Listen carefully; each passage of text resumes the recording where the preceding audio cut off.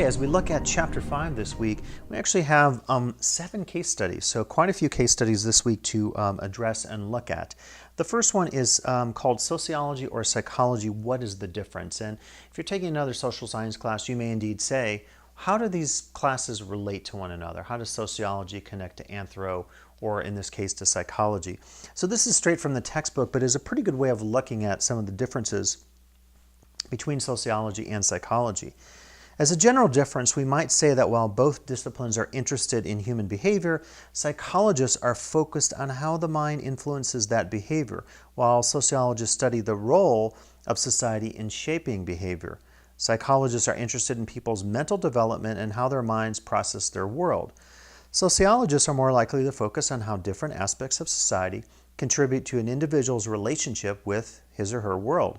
Another way to think of the difference is that psychologists tend to look inward, mental health, emotional processes, while sociologists tend to look outward, social institutions, cultural norms, interactions with others, to understand human behavior. So it's a really good definition there. Psychologists inward focused, sociologists outward focused, social groups, institutions, society.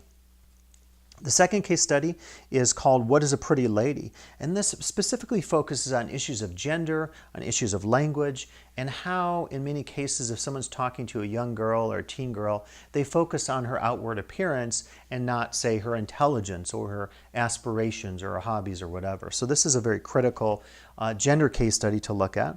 The next one is the life of Chris Langan, the smartest man you've never heard of. If you look up this individual, he's pretty famous for doing a series of different careers. He was studied by a number of people, featured in films. He was even on this game show, 1 versus 100, which is, like sort of the smart people game show, one of many of those. And basically the attitude is he has a really high IQ, but he never maybe achieved a position that is maybe appropriate or considered appropriate to his IQ.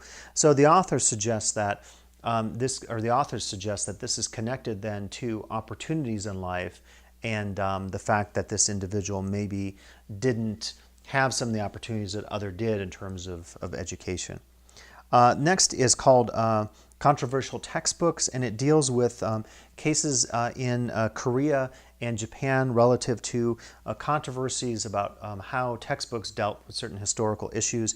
And people felt so strongly about this that they actually dismembered themselves publicly, some of their fingers. So it's a really interesting case study to look at in terms of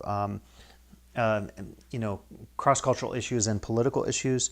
Next is girls and movies. So again, we're getting into gender dynamics and how are girls represented in movies and why are certain roles seen appropriate to them and so forth. Happens in animated features, it happens in video games. There's been a lot of gender work done on video games, for example, and how women are portrayed as sexual objects, as very passive objects, whereas males are the heroes and more chivalrous in terms of their roles in games or movies.